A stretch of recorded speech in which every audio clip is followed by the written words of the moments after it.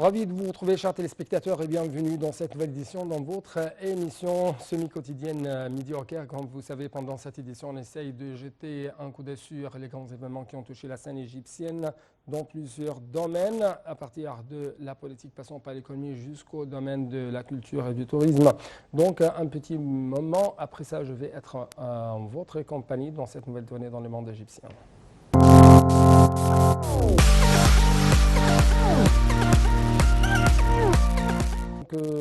Pour commencer, nous devons jeter un coup d'œil sur les activités présidentielles au niveau politique. Cette fois-ci, on trouve que le président Abdel Fattah al-Sisi a accueilli à Sharm el-Sheikh M. Naftali Bennett, Premier ministre israélien, en présence de M. Samar Choukri, ministre égyptien des Affaires étrangères, du chef des renseignements généraux égyptiens et même du chef du Conseil de sécurité nationale israélien, Dr Eyal Alota, le lieutenant général Ali Gil, secrétaire militaire du Premier ministre israélien et d'autres responsables. Le porte-parole de la présidence de la République a déclaré que les deux parties avaient tenu des entretiens bilatéraux au cours desquels ils ont examiné l'évolution des relations bilatérales dans divers domaines ainsi que des derniers développements sur la scène régionale internationale, notamment en ce qui concerne la question palestinienne. De sa part, M. le Président a affirmé le soutien de l'Égypte à tous les efforts visant à parvenir à une paix globale au Moyen-Orient en se basant sur la solution à deux États et la résolution de la légitimité internationale contribuant à renforcer la sécurité et la prospérité de tous les peuples de la région.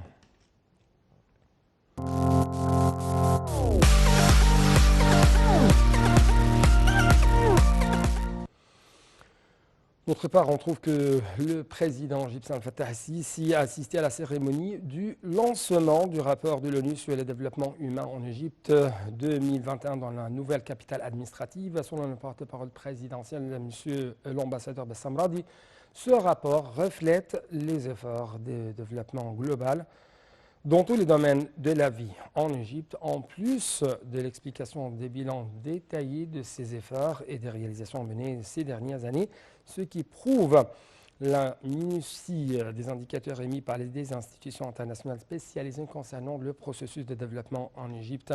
Marwa Arafa et Ayachel vont donc vous donner plus d'explications. Le président Abdel Fattah al-Sisi a assisté à la cérémonie de lancement du rapport de l'ONU sur le développement humain en Égypte en 2021 dans la nouvelle capitale administrative. Selon le porte-parole de la présidence Bassam Radi, le rapport reflète les efforts de développement global dans tous les domaines de vie en Égypte, en plus de l'explication des bilans détaillés de ces efforts et des réalisations menées ces dernières années, ce qui prouve à la minute des indicateurs émis par des institutions internationales spécialisées concernant le processus de développement en Égypte. Y ont assisté le Premier ministre Moustapha Madbouli, la ministre du Plan et du Développement économique El Saïd et de hauts responsables. Madame El Saïd a récemment affirmé que le programme de réforme économique comprenait des mesures de réforme structurelle de certains secteurs, notamment l'énergie, en stimulant les secteurs à haute valeur ajoutée et créant des opportunités d'emploi décents et productifs. Le président El-Sisi a reçu également un rapport sur le développement humain en Égypte pour l'année 2021 lors de la cérémonie de lancement du rapport dans la nouvelle capitale administrative. On remis le rapport au président, la ministre du Plan et du Développement économique Al Saïd et la représentante du programme des Nations Unies pour le développement Randa Aboul Hassan. Selon le porte-parole de la présidence, le rapport reflète les efforts de développement global dans tous les domaines de vie en Égypte, en plus de l'explication des bilans détaillés de ces efforts et des réalisations menées ces dernières années, ce qui prouve la minute des indicateurs émis par des institutions internationales spécialisées concernant le processus de développement en Égypte.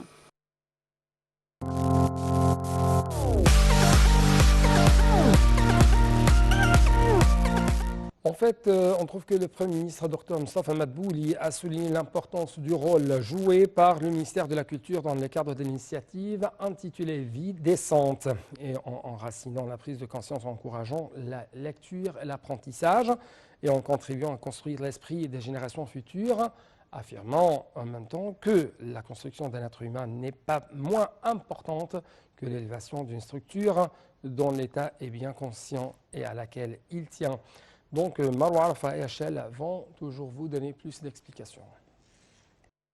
Le Premier ministre Moustapha Madbouli a souligné l'importance du rôle joué par le ministère de la Culture dans le cadre de l'initiative Vie décente, en enracinant la prise de conscience, encourageant la lecture et l'apprentissage et en contribuant à construire l'esprit des générations futures, affirmant que la construction d'un être humain n'est pas moins importante que l'élévation d'une structure dont l'État est bien conscient et à laquelle il tient. M. Madbouli a passé en revue un rapport avancé par la ministre de la Culture, Inessa Abdelbeyim, sur les activités du ministère dans les villages de l'initiative présidentielle Vie décente, dans les gouvernements d'Assiout, Shar'eya, Behera et Alexandrie, dans la période du 1er août jusqu'au 2 septembre 2021, et cela dans le cadre du souci de l'État d'améliorer les conditions de vie des citoyens.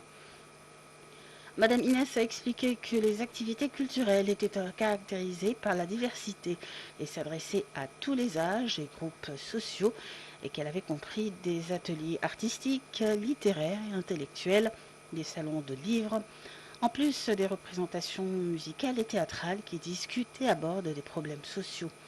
Elle a fait état des activités pour découvrir des talents et des ateliers pour l'artisanat et le patrimoine, ainsi que les spectacles à l'opéra égyptien, au terme d'événements culturels et artistiques.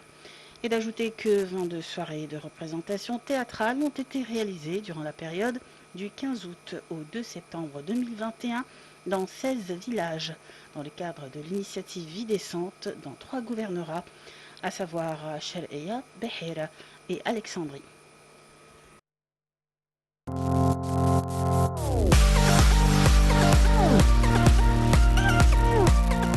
Au niveau économique, le service d'information du gouvernement SIG a affirmé l'adoption par l'État d'une vision stratégique globale intégrée de réforme et de développement de l'enseignement technique selon les derniers systèmes et programmes internationalement reconnus pour assurer que les diplômés soient formés selon le plus haut niveau et conformément aux exigences du marché du travail local et international.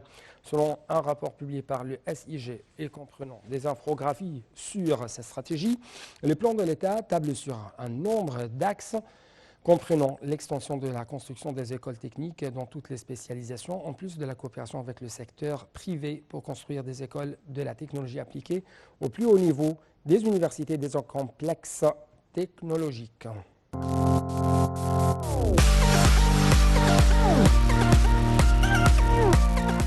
Sur le terrain, on trouve que le Premier ministre Dr Moustapha Madbouli a mené une tournée d'inspection de nombre de projets et d'initiatives présidentielles Vie décente dans le gouvernorat de Qalioubia. Le Premier ministre a souligné l'importance de respecter les calendriers de mise en service des projets. Le Premier ministre Moustapha Madbouli a d'autre part confirmé que le gouvernement se souciait de suivre la mise en œuvre des projets d'initiative Vie décente pour barrer tout obstacle aux défis auxquels ces derniers font face, et ce conformément aux consignes du président Abdel Fattah al-Sisi. Lors d'une tournée menée dans le chef-lieu de Chibin el-Qanat, dans le gouvernorat de Qalioubia, le Premier ministre a affirmé la volonté du gouvernement de mener une révision régulière et minutieuse des travaux de construction afin de garantir le niveau de performance selon les normes requises pour tous les secteurs de l'initiative.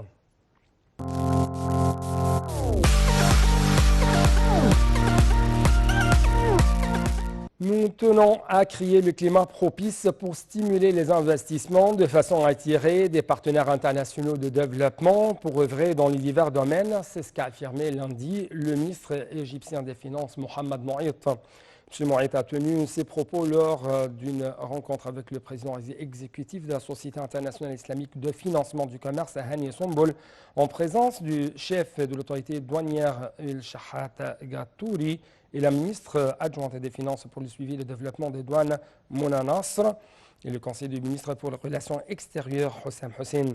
Pour sa part, le président de la Société internationale islamique de financement du commerce a salué les développements positifs dans les divers aspects de vie en Égypte, et en particulier le système douanier, ce qui a un effet positif sur le mouvement du commerce, exprimant son appréciation à l'égard du bond réalisé dans l'économie égyptienne selon les témoignages des institutions internationales.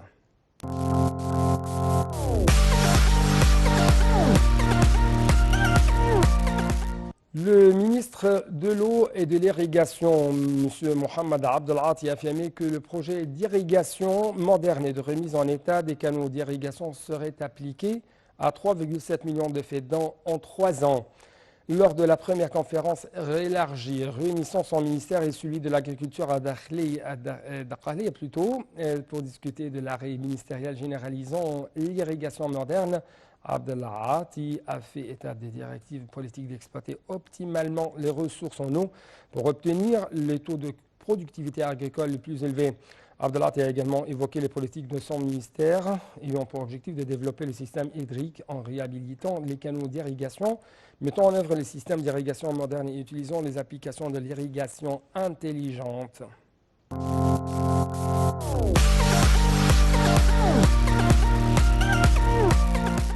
En fait, l'autorité du port de Damietta a fait état de l'arrivée de 25 navires au cours des dernières 24 heures. Le stock de céréales dans les dépôts du secteur public est de 72 088 tonnes, alors que celui du secteur privé a atteint 59 900, ou plutôt 546 tonnes, selon un communiqué publié dimanche par le service de presse de la dite autorité.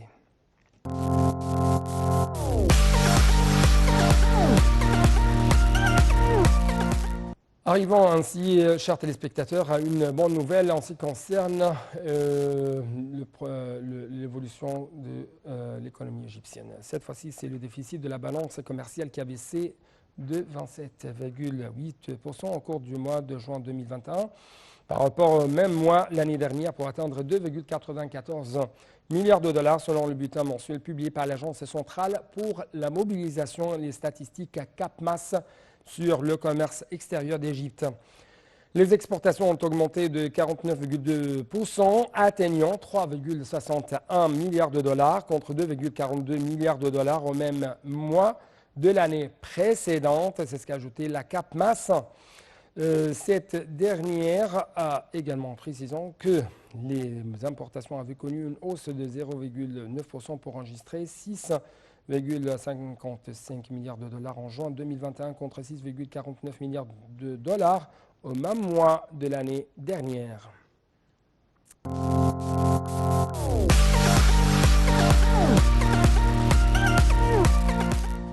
Nous restons toujours avec les statistiques proposées ces derniers jours par CAPMAS. Cette fois-ci, c'est la croissance de la production industrielle en 2018-2019.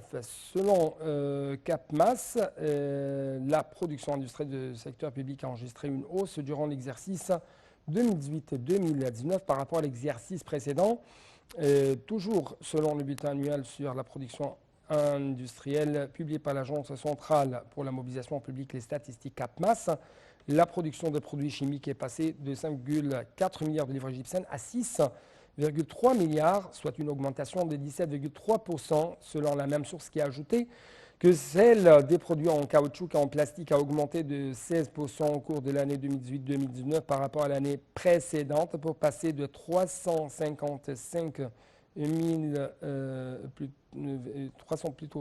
pour passer de 355,1 millions de livres égyptiennes à 411,8 millions de livres égyptiennes.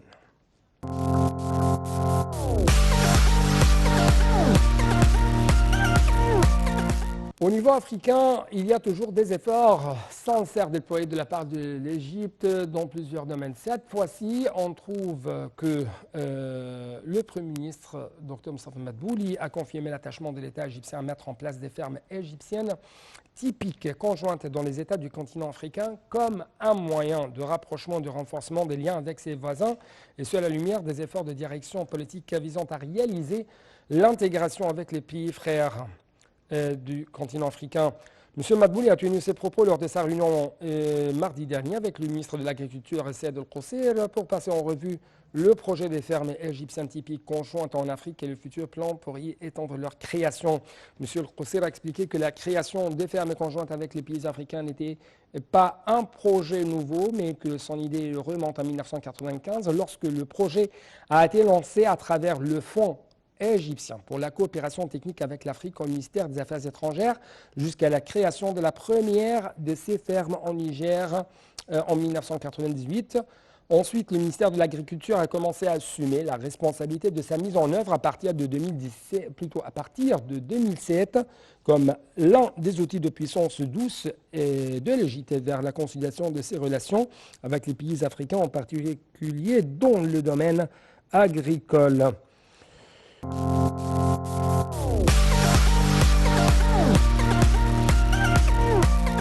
Communauté évangélique qui a loué l'annonce par le président Sissi de 2022 comme l'année de la société civile. Avec plus d'explications, un tout petit détail avant de vous quitter. Le président de la communauté évangélique en Égypte et chef de l'autorité copte évangélique des services sociaux, André Zaki, a loué la déclaration par le président Abdel Fattah Sissi de 2022 comme année de la société civile et de la stratégie nationale des droits de l'homme en Égypte. Jour après jour, nous réalisons les principes de l'État civil moderne. C'est ce qu'a déclaré samedi dernier M. Zaki.